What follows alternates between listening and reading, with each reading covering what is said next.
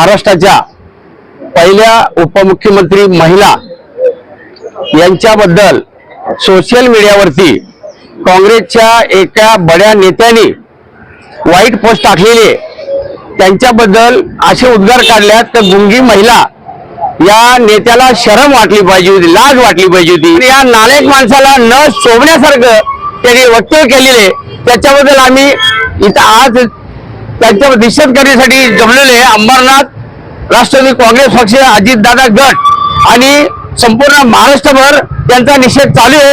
हे नालायक माणसाला याच्या बऱ्याच चुका झालेल्या आहेत। काँग्रेसने याला कसा काय अध्यक्ष ठेवले प्रदेशचा काही कळत नाही आम्हाला।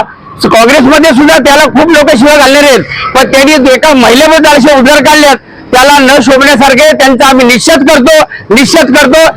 करतो।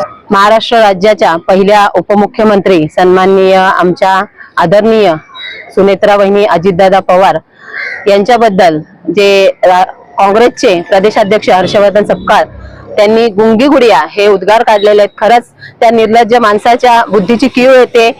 महिलांचा अपमान करणं मला तर वाटते ही त्यांची संस्कृतीच असेल। आज एवढ्या मोठ्या पदावर असलेल्या जर महिलेचा ते जर अशा भाषेत जर अवमान करत असतील तर मला वाटत नाही ते त्यांच्या घरच्या महिलांना काय न्याय देत असतील, म्हणून घरातल्या महिलांनाही ते असेच समजत असतील।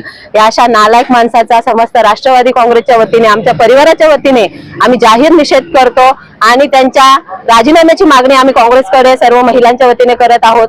धिक्कार असो ह्या नालायक हर्षवर्धन सपकाळाचा धिक्कार असो।